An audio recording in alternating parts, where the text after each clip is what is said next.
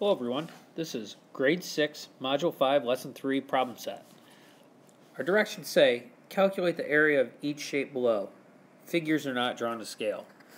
So we have to know for a quadrilateral, or a four-sided shape, we're going to do length times width, or you can call it base times height. And then for the triangle, we're going to do area equals 1/2 base times height, or area equals base times height over 2. So let's take a look at number 2 right now. And I see that this is going to be my base, and this is going to be my height because they make the segments are perpendicular, creating that 90 degree. So this means that this has to be the height. Now, there's two ways I could solve this one. I could do them separately, meaning I can do this triangle first, and then I can do this triangle second, or I can do them together. So I'm going to do them together, meaning I want the whole measurement of this base. So both of these two together, so 8 and 16. And I know 8 and 16 is going to give me 24 meters. So now I can do my formula.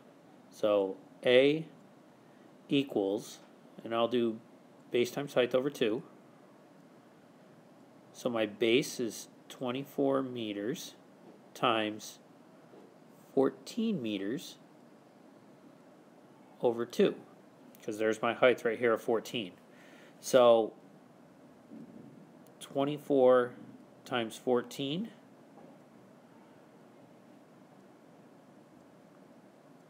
and make sure I have my placeholder.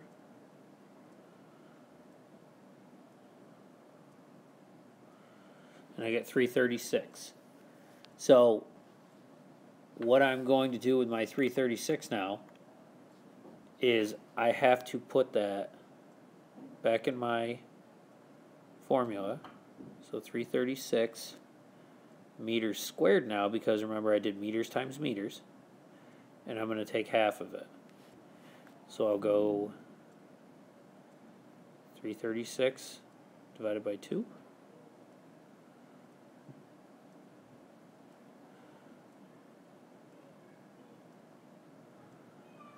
And it goes into 16.8. So I get area equals 168 meters squared. Now if I had done 16 and 14 and used those and plugged them into my formula here, and then added that to 14 and 8 into my formula, I would have got the same thing. But since I pushed these two together to get 24, I can do it all in one formula step. Now, when we look at 3 and 4, they're quite a bit more detailed and in-depth shapes. So, why don't we look at 4, because that looks to be quite a bit challenging. And I'll see if there's a way that we can kind of do a little bit less work with this, because I'm seeing that some shapes that have a height of 7 and a base of 24, looks like I have the same shapes here. So if I find one of these triangles, I can automatically find the other one. And that's going to be the case on the other side as well. So I'm going to take down the one that's easiest for me, and that's length times width. That's my quadrilateral. I see I have one right here in the middle. And I see I have 35 kilometers times both of these put together. So 24 and 24 is 48 kilometers. That's how I got the measurement of this side, because it's not just up to here. That's 24. It's another 24. And I'm not going to go through the length and the width, which one is the length, which one is the width, because with the commutative property it doesn't matter. Length is normally, people say, the longer side. If that's not the way it's being taught, that's fine, because commutative property says it doesn't matter if I do length times width or width times length. So I'm just going to go through and multiply these out now.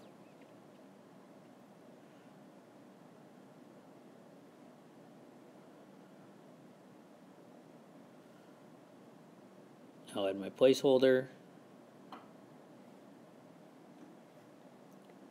And it looks like I got 1,680. And I'm going to put that right in the middle here. And that's kilometers squared. And I'll even put it down here quick, because I want to finish my formula. So that's just for that one. Now, we already took a look and saw that we had 7 for our height and 24, and that these two were equivalent to each other. It looks like we have 7 and 24 there, and these ones are going to be equivalent. So if I find one triangle, I can just put it in for all 4 of those. So in order for me to do that, I'm going to bring this way off to the side here and get some space. I'll do this in blue. And I know I'm going to use either 1/2 base times height or base times height over 2. And I'll do 1/2 base times height, since I already used the other formula up in number 2. So I still have 1/2.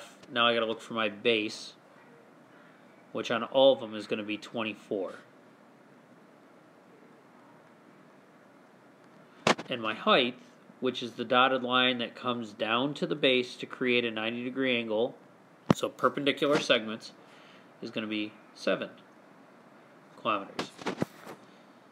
So I can multiply 1/2 times 24 times 7 in any order that I want because of the commutative property. I always tend to do the 2 measurements. So I get 1/2 168 kilometers squared, because I did kilometers times kilometers. And the reason why I always do those is I just want to get my units set. But again, with the commutative property, you can do either way. So now I got to take half of this.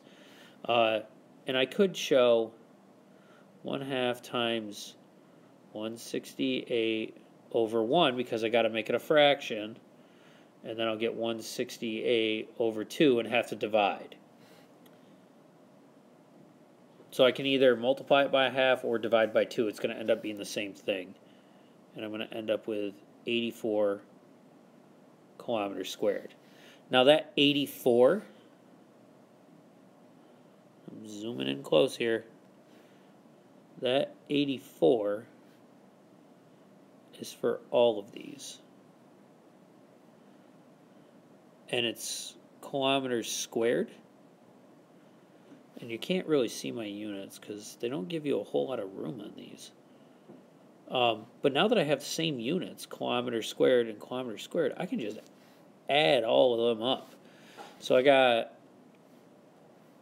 1680, 84, 84, 84, 84. And I know that I'm talking about kilometers squared, but for the sake of time here, I'm just going to put it down here in my answer and just know that that's all kilometers squared. They're all the same units. So 8 times 2 is 41. That's 10. 2. So it looks like my area of this whole shape is 2016. And again, I want my kilometers squared. So, a lot of work going on here for this question.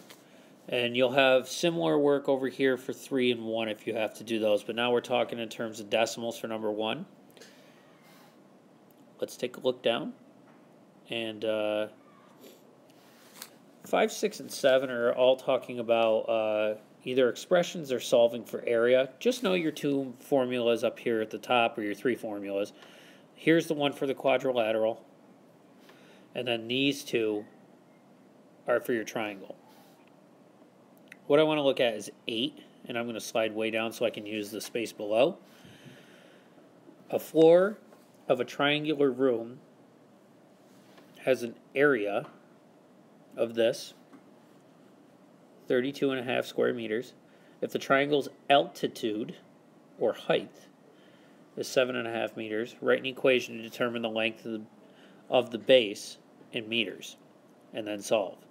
So first thing I want to do is area equals 1/2 base times height. The area is 32.5. And you can do meters squared or write it as square meters. That's going to equal 1/2 of the base times 7.5 meters. So I want to combine here any units that I can, and I see I have two numbers here, so I want to take half of 7.5.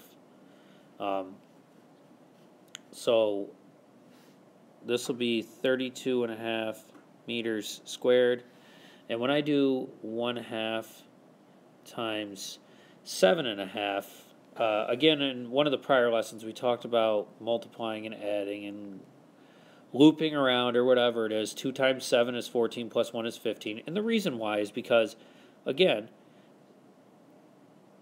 one of these is a 2/2.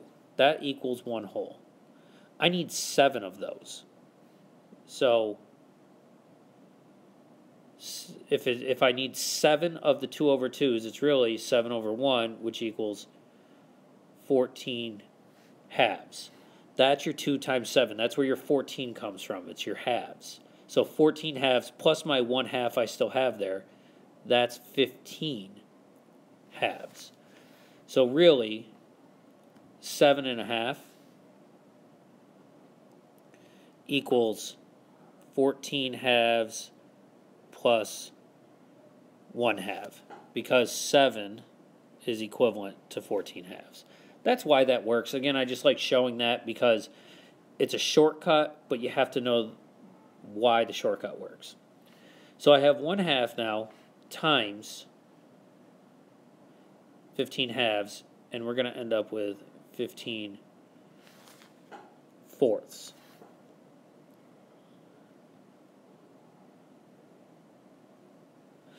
And now I can use my equations and expression strategies for solving a one-step equation to finish this problem off. I hope this helps.